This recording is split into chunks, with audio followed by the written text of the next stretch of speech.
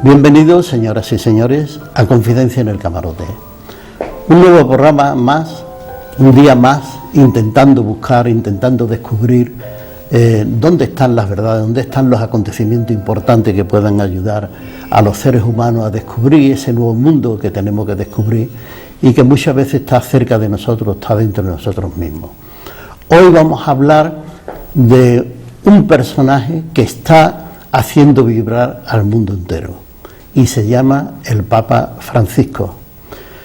Puede que este hombre sea una alternativa a muchísimas de las cosas que están pasando en el mundo en este momento. Él ha hecho hasta de momento crítica al sistema capitalista, crítica a la división de las iglesias, muchas críticas interesantes que pueden ser un nuevo modelo de iglesia el que se esté formando ahí. Para hablar de este asunto tan importantísimo, traemos una persona que para mí es una persona de una alta cualificación en los temas religiosos. Estamos hablando de José Hurtado Sánchez. Él es doctor en antropología, doctorado en teología, licenciado en teología y en ciencias eclesiásticas y en geografía e historia. Es máster en distintas disciplinas y ha sido también consejero de turismo de la Junta de Andalucía. Y además es escritor de varios libros muy interesantes, como por ejemplo La Iglesia y el Movimiento Obrero de Sevilla, 1940-1977.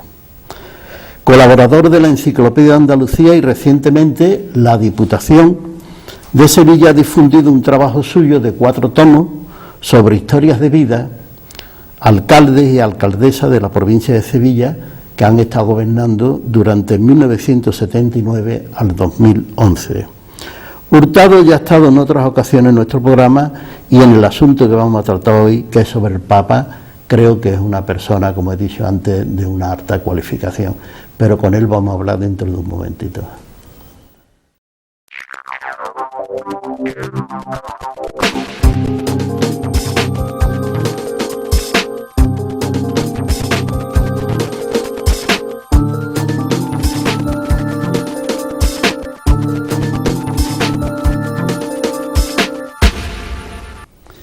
Bien, pues estamos de nuevo en Confidencia en el Camarote y recordarle que estamos con nuestro querido amigo José Hurtado.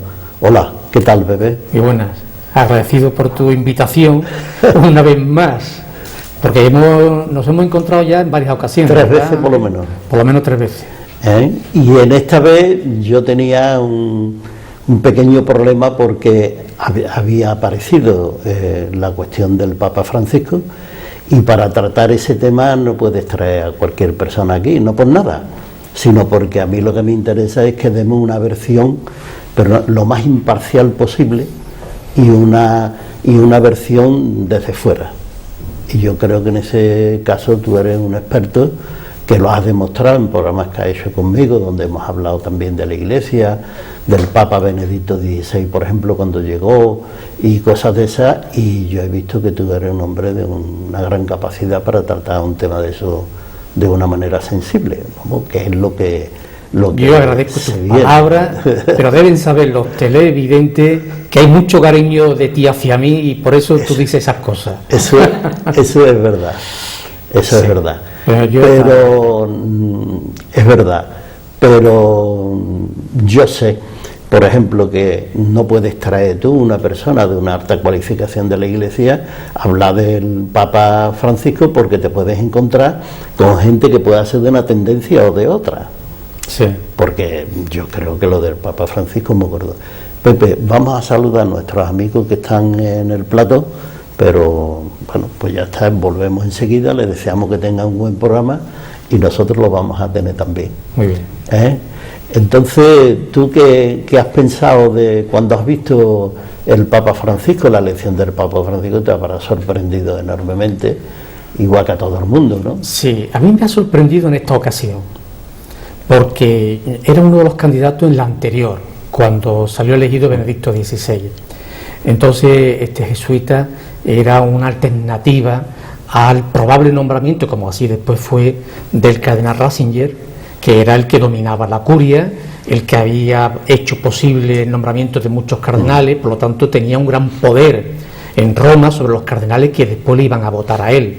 Y Bergoglio, el argentino de procedencia italiana, era el candidato del sector minoritario más progresista de los cardenales en aquellos años. Pero no fue posible. Por lo tanto, yo ahora pensaba que ya una segunda vez no es normal. Un candidato en 2 veces consecutivas no es muy lógico dentro de la Iglesia y en la historia de los concilios. Pero sorprendentemente, una prueba de que el Espíritu existe y de que el Espíritu funciona es que ha sido elegido el Papa Francisco con ese nombre tan bonito, que tiene tanta reminiscencia, porque se podía haber llamado Ignacio de Loyola por su fundador de su congregación, o Javier por San Francisco Javier, el gran santo jesuita. En cambio eligió el nombre del santo de los pobres, que es Francisco de Asís. Y yo creo que ahí empezó este hombre a dar señales de que algo puede cambiar en la Iglesia. Es interesante, ¿no?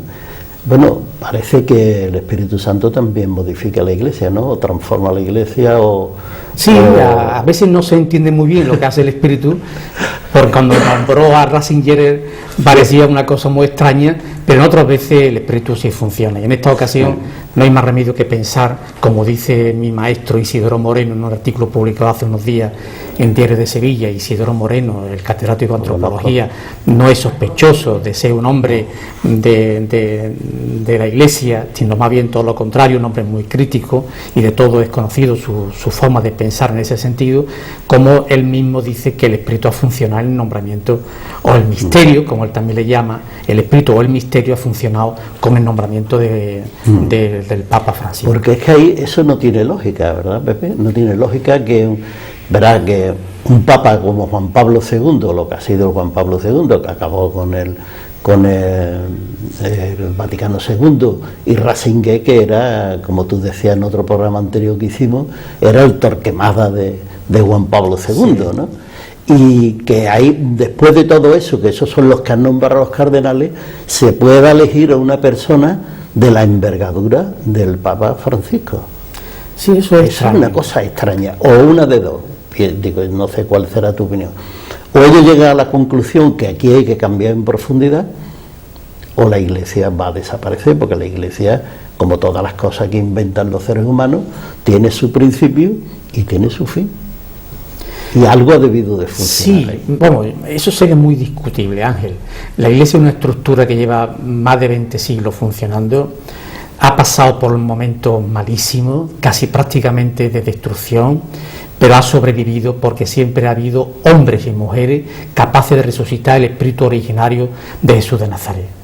Ahí nace un Francisco de Asís, y nace un Ignacio de Loyola, y nace un Santa Teresa, y un San Juan Bosco, y Madre Teresa de Calcuta. Es decir, que la Iglesia siempre ha tenido a lo largo de la historia personajes dentro de su propia institución que han regenerado la institución, que han provocado un cambio en la Iglesia.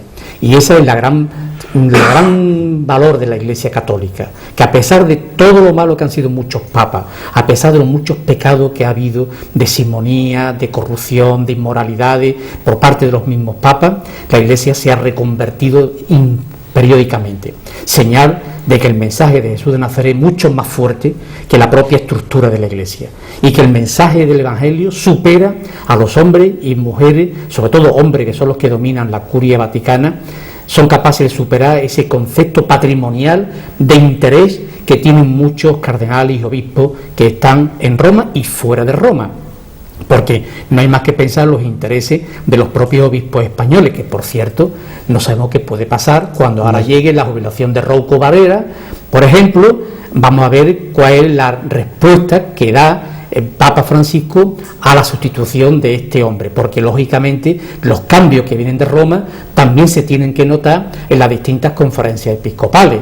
Yo no me imagino que este Papa pueda mantener o pueda nombrar a cardenales como el Cipriani, que es un Opus Dei que está en Perú y que está haciendo una campaña en contra del Papa Francisco, en contra de toda la teología de la liberación, en contra de todo lo que es una iglesia nueva y una iglesia diferente que está enraizada en los problemas del hombre y de la mujer de hoy en día, que sigue siendo signo de los tiempos, como decía el Concilio Vaticano II, y esos nombramientos de personajes de otra época no tiene sentido en la actual situación. Y yo creo que con el Papa nuevo esto va a cambiar. Ya está cambiando, porque de hecho él ha sustituido a su secretario de Estado, un salesiano, Bertone, que fue la mano dura en la etapa de Benedicto XVI y que era necesario cambiarlo, y lo ha hecho. No le ha temblado la mano al hacerlo, como tampoco le ha temblado la mano al crear una comisión de 8 cardenales de todos los continentes, que son los que están estudiando la reforma de la curia.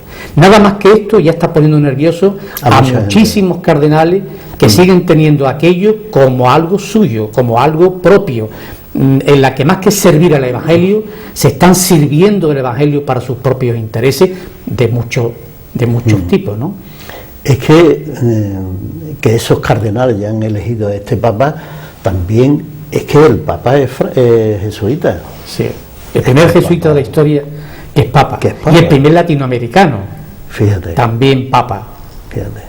O sea, y además es importante porque este Papa es de origen italiano, es hijo de emigrantes italianos, por lo tanto es un hombre pobre, de familia humilde, que tiene que emigrar para encontrar una salida a su vida y a la vida de los hijos. Y el Papa se educa en una escuela pública, el Papa entra en el seminario cuando está estudiando en la universidad, un peritaje al mismo tiempo que trabajaba en un laboratorio para costearse sus estudios. Y este Papa es un Papa que estuvo estudiando en España, concretamente en Alcalá de Henares, estuvo con los jesuitas haciendo el año de probación, que le llaman ellos, y estudiando filosofía. Es un Papa, una persona normal, no es un gran teólogo, o sea, como otros muchos jesuitas que se han preparado en Alemania o en otros países de gran tradición de formación teológica, pero es un Papa de una gran sensibilidad, como lo demostró cuando fue cardenal de Buenos Aires, o cuando fue provincial de los jesuitas, muy joven, con 30 y pocos años, ya era provincial de los jesuitas en Argentina. Por lo tanto, un hombre de un gran peso, de un gran prestigio personal y cristiano, sobre todo, por su sencillez y por su forma de actuar. La verdad es que es sorprendente porque el que se haya elegido a un jesuita, que con lo que han soportado los jesuitas de la Iglesia, que los jesuitas han ido abriendo camino, cuando han ido a otros países abriendo camino para que llegue la Iglesia, y después esa gente han sido maltratados y muchas veces expulsados incluso de aquí de España, ¿no? Y disuelto. Es decir, la Compañía de Jesús ha sido disuelta por Roma, por el Papa, desaparecida, y después de 30 años han sabido resucitar y de nuevo estructurarse como compañía. Esa experiencia no la tienen otras órdenes religiosas, pero la han tenido ellos, y sé que se concentraron en algún país europeo, sobre todo en Rusia, y de allí fue la reconquista de su propia orden religiosa. O sea, pero entre el Papa y los reyes europeos le tenían tanto pavor, tanto miedo al poder de la compañía, que no encontraron otra opción más que o expulsarlo, como ocurrió aquí en España con Carlos III, o disolverlo, como pasó con el Papa de Roma. Y los jesuitas han vuelto a resucitar. Es la gran fuerza históricamente que tiene la Iglesia, justo con otras muchas congregaciones y órdenes religiosas, pero no con la fuerza y el poderío de la propia compañía, que eso es de agradecer. Son gente muy preparada, muy formada, muy abierta, que han tenido grandes generales, como le llaman ellos al superior general, entre ellos el padre Arrupe, esa gran figura vasca de la Iglesia mundial, que fue compañero de Severo Ochoa, que Severo Ochoa le tiene un gran cariño porque dice que era el mejor alumno que había en las facultades de medicina de Madrid, y que abandona cuando ya le quedan muy pocas asignaturas para irse al noviciado de los jesuitas, que se marcha a Japón, que con la bomba de Hiroshima él aplica sus conocimientos médicos en socorrer a las víctimas de aquella bomba que lanzaron los americanos, y que es un hombre espiritual 100%, de una humildad tremenda, que aguantó que el Papa Juan Pablo II lo humillara permanentemente, porque no quería que este hombre fuera el general de los jesuitas, sino quería poner a otro, y eso lo vivió con humildad, con sencillez, enfermo, le dio una embolia y aguantó. Estos son los hombres de iglesia que yo Y decía. a punto de morir lo destituye Juan Pablo II y pone en su lugar al que había perdido las elecciones, que era un anticonciliar, el que había perdido las Por elecciones. eso te con decía él. yo antes, Ángel, que es muy difícil que la iglesia pueda desaparecer algún día, porque siempre nacen personajes Sí. como esto, y esa Madre Teresa de Calcuta, y aquí en Sevilla Sor Ángela de la Cruz, por ejemplo. O sea, es que con personajes así es imposible que una institución desaparezca. Vamos a cortar un momento el programa, pero volvemos enseguida. Bien, pues estamos de nuevo en Confidencia en el Camarote y recordarle que estamos con nuestro querido amigo José Hurtado y estamos tratando con él esa figura emergente, sorprendente, que es el Padre Francisco, el Papa Francisco, perdón. Y queremos saber, porque José Hurtado es una persona muy cualificada en el conocimiento de la Iglesia y de todas esas cosas. No en balde, doctor en teología, y es una persona con la que se puede hablar de estos temas porque es una persona muy, muy sensata. Pepe, vamos a continuar con el Papa Francisco. Muy bien. Pero el Papa Francisco tiene una papeleta por delante importante porque tiene cosas muy gordas para poner la Iglesia en marcha, en orden que quiere que esté en sintonía con lo que el mundo está planteando en este momento. Entonces ahí, por ejemplo, el tema de la mujer, de que la mujer pueda ocupar un sitio preferente en la Iglesia, tenemos el tema del celibato, la cuestión de los sacerdotes casados, la cuestión de la economía, la cuestión del capitalismo, la cuestión de la crisis, la cuestión de los inmigrantes, son muchas cosas. Sí. Pero tú tira por donde quieras, Pepe. Bueno, hay que tener en cuenta una cosa, Ángel. Este Papa no lleva todavía ni siquiera 7 meses.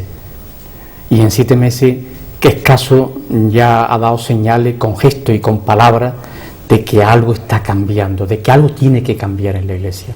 Eso es muy importante, ¿no? El primer gesto para mí y para mucha gente fue cuando lo eligieron Papa y apareció en el balcón de la plaza de San Pedro. No bendijo, sino le pidió a los asistentes, a los que estaban allí para vitorearle, que le bendijeran a él. Esa actitud de humildad, de ser el obispo de Roma y no el Papa. Nunca se llamó a sí mismo Papa, sino obispo de Roma. Yo soy el obispo de Roma, el obispo de todos los católicos, pero obispo. O sea, era una manera de decir, vamos a dejarnos de oropeles, vamos a dejarnos de grandilocuencia. Yo no quiero un papamóvil, yo quiero mi utilitario, mi Fiat utilitario. Yo no tengo zapatos de muchos dólares o de muchas liras, sino quiero zapatos, mocasines, que son los que he llevado siempre. Entonces hay gestos que te indican que es una persona humilde. Él no vive en la residencia del Papa, vive en la residencia sacerdotal que está allí mismo, en contacto con todos los curas que viven en aquella residencia, porque él necesita oír la voz de la gente de la calle.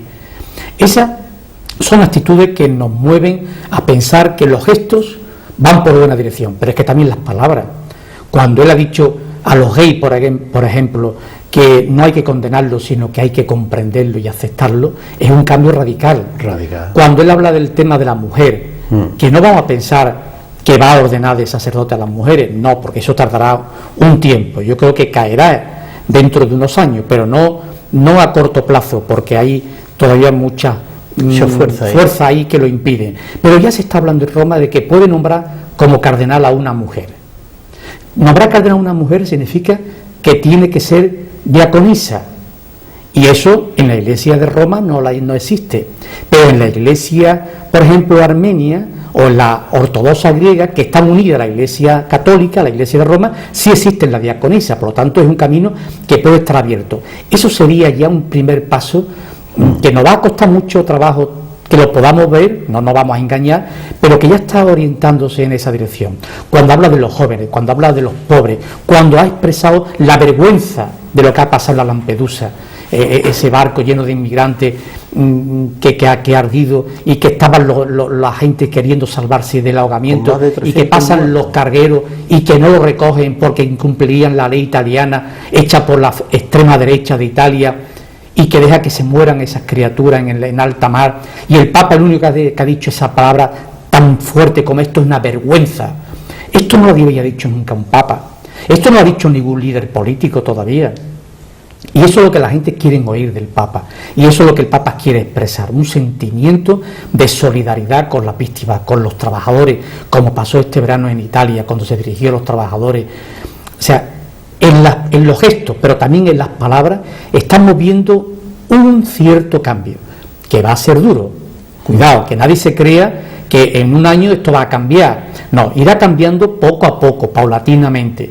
Pero el hecho de que se estén dando esos pasos ya nos invita a pensar con esperanza de que puede haber una primavera en la Iglesia.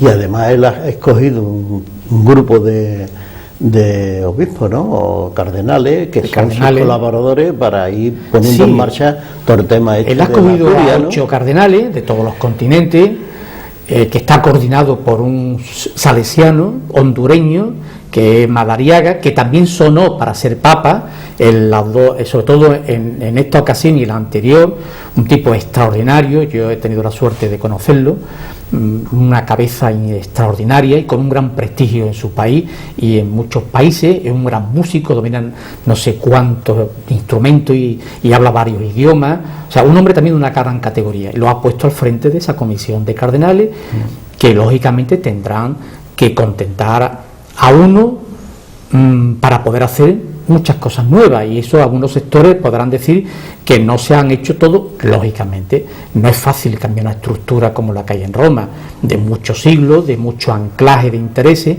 pero ya el hecho de que estén reformando, se estén planteando reformar la curia, ya es algo impensable con los papas anteriores, y eso ya es importante. Y vamos a ver los resultados, porque dentro de nada tienen que presentar su informe. Y lo del Banco del Vaticano también muy importante, convertirlo en una banca cívica, un banco que ha sido motivo de tantos escándalos y de dinero negro, y que ahora lo quiere convertir en una banca cívica, al servicio de los más pobres, de los que más lo necesitan. Eso es otro cambio brutal en la Iglesia.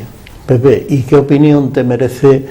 Bueno, que eso ya en el Vaticano II hablaba bastante interesante sobre eso, el tema ecuménico, el tema de la unión de civilizaciones, la unión de iglesias, el acercamiento, no es la unión de civilizaciones, sino el acercamiento de civilizaciones y la unión de iglesias. Él ha dado una pequeña opinión ahí que habrá puesto a más de uno a pensar, que dice que entre todas las iglesias cristianas existe la iglesia definitiva. Bueno, yo estoy de acuerdo contigo. Vamos a ver, el Concilio Vaticano II tiene varias iniciativas y varias conclusiones extraordinarias. El Concilio Vaticano II no se pudo aplicar, no se ha podido aplicar en todos estos años, porque después de la muerte de Juan Pablo, de Juan XXIII, y del fallecimiento también de Pablo VI, que pudo hacer algo, hizo algo, pero poco para lo que la Iglesia necesitaba y creía que podía hacerse en aquellos años, estaba hablando de los años 60, y después ya llegó Juan Pablo II, porque el otro Papa, Luciani, estuvo prácticamente un mes y murió. Entonces, ¿qué pasa? Pues pasa que hay que seguir aplicándolo para el Concilio Vaticano II. ¿Cuáles son las ideas fundamentales, en mi opinión, que tiene el Vaticano II? Una para mí clave: la concepción de la Iglesia como pueblo de Dios. Eso rompe muchos esquemas. Eso es muy importante. Los signos de los tiempos también se aplica a la Iglesia. Por lo tanto, la Iglesia es pueblo de Dios. Y otro tema que costó trabajo meterlo, pero que es muy importante, el tema del ecumenismo. Y ahí se han dado algunos pasos muy pequeños, muy cortos, pero habría que ahora profundizar. Y el Ratzinger también ha andado ahí, en ese camino, ¿eh? Sí, estuvo en su momento. Y aquí hay que hacer mención a un gran teólogo, que está el hombre también ahora ya muy enfermo, que es el suizo Askin, que fue también castigado por la Iglesia y por los papas anteriores, sobre todo por Juan Pablo II y por el propio Benedicto XVI, que fue compañero suyo en la Facultad de Tubinga, y que ha trabajado mucho el tema ecuménico. De hecho, tiene una fundación internacional para el ecumenismo. Ahora el hombre ya está mayor, tiene 80 y tantos años largo, tiene un Parkinson muy avanzado y cualquier día nos podemos encontrar con la noticia de su fallecimiento, pero es uno de los teólogos más importantes que ha habido en el siglo XX en este mundo, ¿no? Y ahí trabaja mucho el tema del ecumenismo y tiene escritos libros sobre el Islam, sobre el budismo, y es que el futuro pasa porque las religiones se entiendan, se comprendan y sepan que al final todos tenemos un mismo camino, que uno van por una senda y otros van por otra, pero que tu Dios no es mejor que el mío, ni el mío es mejor que el otro, y que el tuyo no es el verdadero, porque además es el mismo, claro, sino que tú lo adoras bajo una forma y yo lo adoro de otra, pero todos tenemos en cuenta que hay algo que nos trasciende, que nos supera, que uno le llaman Dios y otros le llaman otra cosa, pero que al fin y al cabo somos todos personas, lo más importante, con una dimensión trascendental y que buscamos esa perfección que nos ayuda a todos a vivir como hermanos en este mundo y que muchas veces nos machaca y nos crea tensiones, y como la respuesta no sea de solidaridad y de hermandad, tendremos un futuro muy, muy negro. Sí, vamos, yo creo que el Papa Francisco está incitando mucho a la gente a tener una esperanza de que puede cambiar algo en el mundo, no solamente en la Iglesia, sino que puede cambiar algo en el mundo. Porque nosotros vivimos la experiencia de nuestras creencias, de nuestra cultura y de lo que nosotros traemos, y esa es nuestra vida, y con eso nacimos y con eso pues estaremos aquí toda nuestra vida. Pero si eso cambia de alguna manera, esas concepciones que nosotros tenemos cambian, harán más feliz a la gente, harán que la gente tenga un horizonte distinto y una comprensión distinta de lo que es el Maestro Jesús, que lo han explicado muy poquito, ¿eh? Es que lo que pasa es que a lo largo de los siglos la Iglesia ha secuestrado el auténtico mensaje de Jesús de Nazaret. A partir del siglo IV, cuando la Iglesia se alía con Constantino en aquel famoso edicto de Milán, la Iglesia ya es un poder institucional, ya le habla de tú a tú al emperador romano, y no digamos la época medieval, donde el Papa quería ser el único mandatario del mundo y que todos los reyes estuviesen incluso bajo su autoridad. Y ahí se hicieron auténticas barbaridades, auténticas barrabasadas y guerra, simplemente por el poder del Papa, que era un concepto teológico del papel supremo del pontífice, cuando el Papa de Roma es el obispo, no el Papa, el obispo de Roma, servidor de todos los católicos del mundo, pero no como un príncipe de la Iglesia o como un rey de la Iglesia. Entonces la Iglesia ha vivido situaciones muy difíciles, pero la ha ido superando, aunque en muchos momentos parecía que no podía sobrevivir, porque, bueno, hay algunos papas del siglo IX, X y XI que más vale no recordar esa historia de la Iglesia, una historia tan negra, pero así todo ha ido resurgiendo de sus cenizas porque hay un mensaje que trasciende los comportamientos humanos de mucha gente de Iglesia. Y que hay una cosa muy gorda por detrás, que todavía de eso se ha hablado poco. Se ha explicado un poco, y además los sacerdotes en la misa le hacen la lectura del Evangelio, pero la interpretación que dan es una interpretación de hace 2000 años, ahí no han cambiado nada. Cuando, por ejemplo, el hijo pródigo puede tener varias interpretaciones, que no son precisamente el hijo malo que se va y que después viene y el padre lo recoge. Hay otras interpretaciones en todo eso, ¿no? Sí, lo que pasa es que muchas veces la Iglesia oficial, la Iglesia jerárquica, le ha interesado dar un mensaje y no formar tampoco a sus sacerdotes en una línea determinada.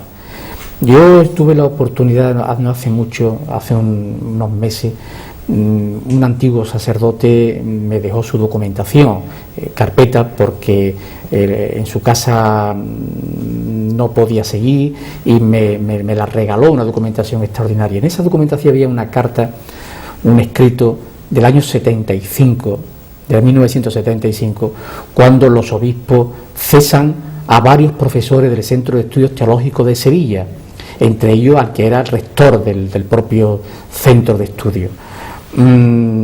eran la gente más progresista, la gente que estaban dando una formación a ese alumnado que después van a ser los sacerdotes de las parroquias y que iban a poder transmitir un mensaje nuevo, diferente de la Iglesia institución y de la Iglesia conservadora que en esos años y todavía hoy tiene un gran poder. Es como el comportamiento de los obispos españoles cuando llegan a pronunciarse políticamente, que es muy interesante también lo que ha dicho el Papa. Yo no soy de derecha.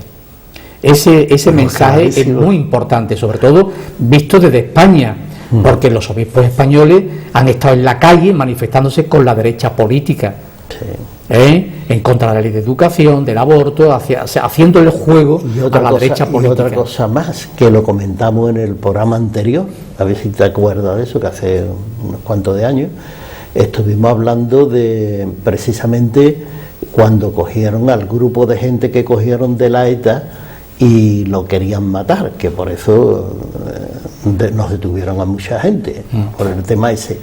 Pero con el tema de la ETA, cuando nosotros hicimos el otro programa anterior, 2 días antes habían estado manifestando diciendo: en mi nombre no se negocia. ¿Te acuerdas de aquello? Sí, me acuerdo. Y decíamos nosotros, pero bueno, no se negocia ¿hasta cuándo? Hasta la muerte, ¿no? Sí. Bueno, pero eso de no negociar, ¿y dónde está el tema del perdón y las claves que Jesús ha dejado dichas? ¿Dónde está? ¿Cómo se puede llevar una guerra hasta el final, hasta la muerte? Habrá que dialogar con la gente y cerrar las heridas, ¿no? Que eso es lo que está haciendo este Papa.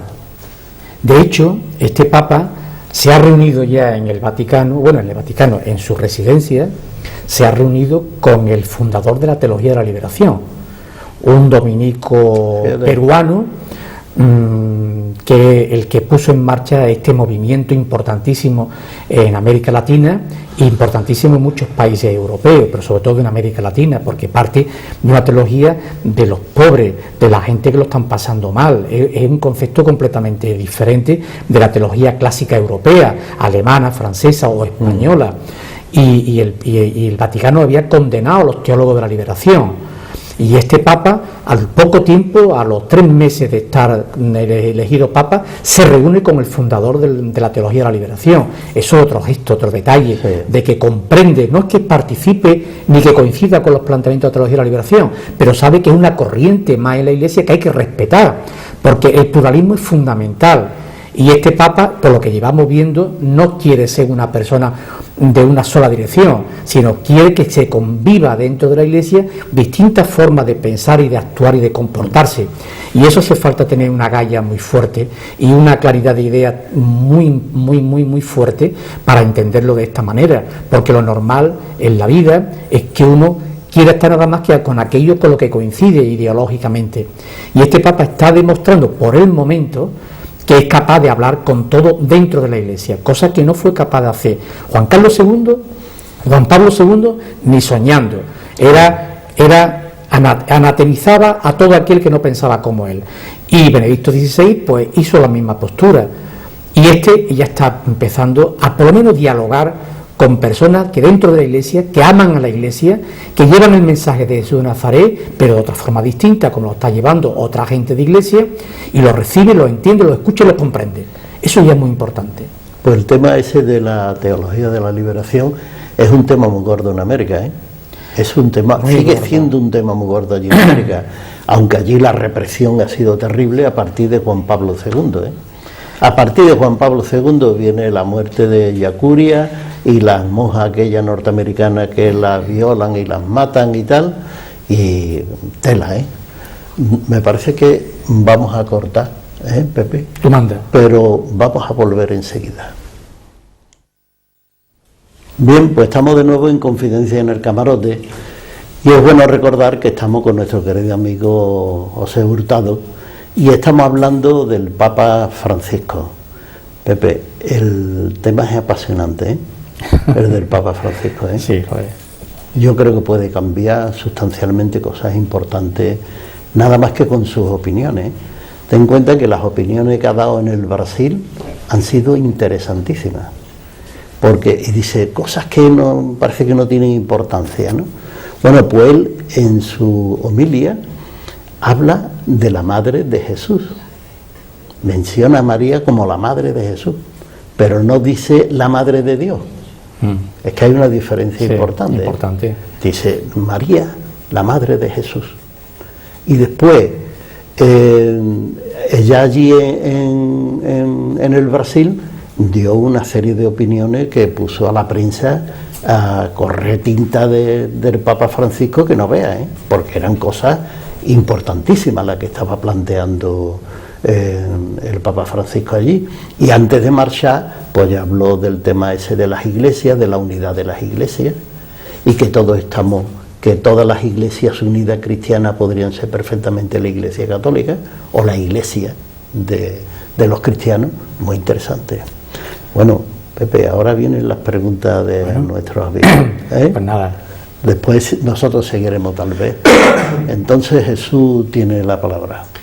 Sí, Pepe, yo me pregunto, porque además necesitaba un cambio en la Iglesia y muy drástico, porque a lo largo de la historia ha dejado mucho que desear, alejándose mucho de la verdad de Jesús. Se predicaba de la humildad de Jesús, pero no predicaban con el ejemplo. Y sin embargo, ha habido a lo largo de la historia de la Iglesia personajes como la Madre Teresa de Calcuta, que sí ha demostrado bondad y humildad, y Vicente Ferrer y mucha gente más, pero siempre han estado como un poco postergados a la Iglesia, porque lo que no concibo es que Jesús predicara con la humildad y el Vaticano no hay ninguna humildad.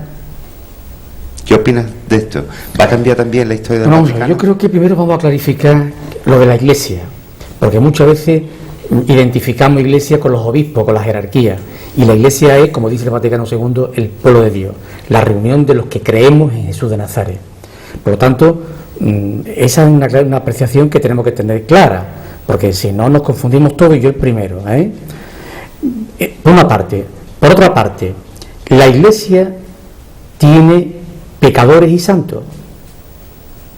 Lo que ocurre es que los pecadores son los que están más a flor de pie y son los más conocidos y son los que están más en primera página, por decirlo de alguna manera, en los medios de comunicación, mientras que los santos, los que se esfuerzan día a día por servir a los pobres, los que están en la ONG, los que están en el tercer mundo, los que están en los barrios obreros, esos grupos de hombres, de mujeres, de religiosas, de laicos, de jóvenes, eso no se ve, eso no se aprecia, y esa es la Iglesia también, al mismo nivel que los obispos de la Iglesia institución, en la que la base tiene sus diferencias, porque unos defienden otros intereses.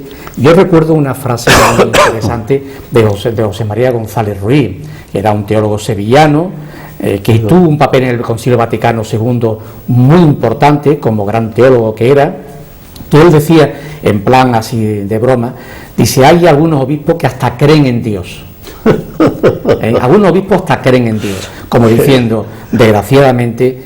Bueno, y hay un dibujo muy bonito del roto que ha aparecido sobre el Papa actual, que también va un poco en la misma línea, ¿no? Es decir, en la línea de decir, como es un creyente, cuidado, peligro, que tenemos aquí a un cristiano que cree de verdad. Bueno, pues eso es lo que hay. Una iglesia que la forman millones de personas, en la que, como en cualquier familia, hay de todo tipo, pero en la que tiene y la debería predominar en la esencia del mensaje, que no son los mandamientos. Mucha gente considera que ser cristiano es cumplir los mandamientos, y los mandamientos más que te hace ser una persona decente, pero no cristiano. El cristiano es el que cumple el sermón de la montaña, el que tuve hambre me diste de beber, tuve hambre y tuve sed y me socorriste. El sermón de la montaña es lo que hace posible que una persona pueda considerarse cristiana, no el cumplimiento de los mandamientos. Lo que pasa es que esta iglesia se ha ritualizado tanto, se ha estructurado tanto, que ha dicho, si usted cumple los mandamientos, usted se salva. Pero si la salvación viene a través de la solidaridad con los que nada tienen, con el esfuerzo por construir un mundo nuevo, con el deseo de ayudar al que nada tiene, el sermón de la montaña en definitiva, todo lo demás son farfollas, son ganas de complicar la vida. Y para el colmo, cuando decían, pero si usted cumple los 9 primeros meses de cada mes, usted se salva. ¿Pero qué salvación es esa? Lo pagaba, y los estipendios que se pagaban. No, esto es una iglesia de los poderosos, una iglesia que quería vivir la institución, quería el cura de misa y olla diaria, pero junto a eso, insisto, muchos cristianos, mucho más de lo que imaginamos, que están trabajando desde hace muchísimo tiempo con los que menos tienen, con los que más sufren, de forma anónima, que no se sabe ni quiénes son, pero que ahí están ahí haciendo una labor extraordinaria. Por lo tanto, eso para mí es la Iglesia de Jesús de Nazaret. Lo otro es la Iglesia que representa a unos señores que nadie los ha elegido, por otra parte, que han hecho una teología para sus intereses, el propio hecho de la vocación sacerdotal. En los primeros siglos de la Iglesia no había vocaciones personales al sacerdocio, era la comunidad la que decía: tú vas a servir para este ministerio, y durante el tiempo que la comunidad crea conveniente. Pero la Iglesia tenía que tener su propio cuerpo sacerdotal, como tenían otras religiones, con lo cual se cargaron el invento. Y lo que era una iglesia, digamos hoy en día, con palabras de hoy, una iglesia de base, hecha por cristianos de base, que repartía los ministerios, y tú vas a ser el que va a leer los textos, y tú vas a hacer la ofrenda, y tú vas a presidir la Eucaristía, y tú, era la comunidad la que elegía. De ahí hemos pasado a la vocación personal. Dios me llama a ser sacerdote. No, es la comunidad la que debe llamarte. Pero claro, eso es un cambio radical de la iglesia, donde la Iglesia dejaría de tener un ejército de personas a su libre disposición de la jerarquía eclesiástica, donde lo pueden mandar, traer, abusar de ello, porque es la comunidad la que mandaría. Y los obispos no quieren que sea la comunidad el centro de la fe cristiana, sino la institución. Y entonces estamos hablando de dos lenguajes completamente distintos. No es fácil entenderse con esos lenguajes. Muy bien. Pues Teresa Dugo. Pepe, te voy a comentar una cosa que me ocurrió a mí al visitar Roma. Cuando estuve allí viendo a los papas que estaban enterrados, que cada uno tiene su lugar, me chocó mucho cómo a Juan XXIII le tenían las personas de a pie lleno de flores, lleno de una devoción que se veía y se palpaba, y ya tenía su sitio Juan Pablo II, que por cierto Juan XXIII todavía no sé si ya es santo o todavía no lo es. No, lo van a canonizar ahora. Los dos papas van a ser canonizados. Pero le ha costado trabajo, pero a Juan Pablo II es que ya de entrada ya se suponía que iba a ser papa.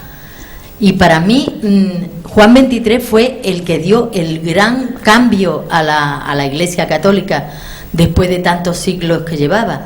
Y para mí este hombre, el Papa Francisco, es una continuidad de él.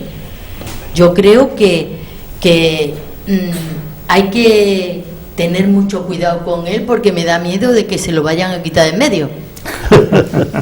Bueno, eso se habla mucho y ya ha sido un comentario en los medios de comunicación y tal, más periodístico que real, pero este Papa no tiene miedo si le pasa algo, porque él no va con coche blindado.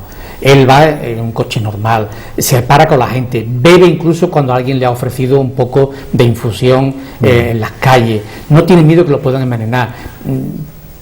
Yo creo que eso ya es también algo a tener en cuenta, ¿no? Pero yo estoy contigo, este Papa para mí también es una continuidad de Juan XXIII. Lo único que le falta un poquito de más anchura. Sí, es más delgado, pero incluso hay aspectos físicos en su rostro que me resultan muy parecidos, ¿no? Sí, sí. O tengo esa percepción. Sí. Yo es que cuando leo las profecías de San Malaquías y hablan del Papa Negro, digo, es que parece que las profecías de San Malaquías se van cumpliendo, todas, ¿no? Y el Papa Negro puede ser él, porque siempre se le ha dicho a los jesuitas el Papa Negro, ¿no? Sí, tenemos que concluir, Sí. Tenemos que concluir, Pepe, porque el tiempo aquí manda, es mortal. Entonces, agradecerte lógicamente que hayas estado aquí con nosotros hoy tratando un tema tan importante y que puede tener tanto interés y tanto bienestar para la humanidad, que es bueno que nosotros empecemos a hablar de este tema, ¿no? Pues yo te agradezco la invitación de nuevo a esta casa, que vengo siempre con mucho gusto y sobre todo con un tema tan extraordinariamente actual como es del Papa, el nuevo Papa que tenemos, y con esta libertad con la que se puede hablar aquí, yo te lo agradezco mucho. Muy bien, pues nada, saludar a nuestros amigos que están en el plató y saludar a nuestros oyentes y nuestros televidentes y decirles que estos programas son posibles porque están aquí nuestros queridos amigos Israel Jiménez y Juan Prieto, que son los que hacen posible que el sonido y la imagen lleguen a nuestros amigos y nuestras amigas que están en la radio y en la televisión. Y decir que bueno, que nuestros programas son como siempre. Aquí traemos nuestros amigos, que no les pagamos, nadie nos paga, pero regalamos las ideas a todo aquel que quiera descubrir algo para encauzar su vida, que a lo mejor habrá mucha gente que nosotros les despertemos algunas ideas para cambiar en su vida o para buscar un nuevo horizonte. Entonces, hasta la semana que viene, si Dios quiere, que pueden sintonizar con nosotros, nos despedimos.